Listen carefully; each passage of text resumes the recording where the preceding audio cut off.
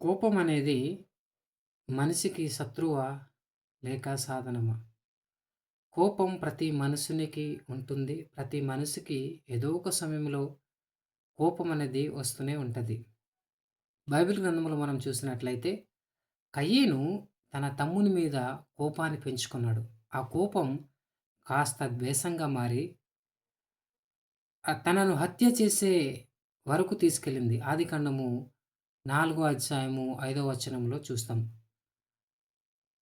ఆ విధంగా మనము కూడా కోపాన్ని నియంత్రించుకోకపోతే, ఆ కోపాన్ని మనం వదులుకోకపోతే, మనకు శత్రువుగా మారుతుంది. మనల్ని నాశనం చేస్తుంది.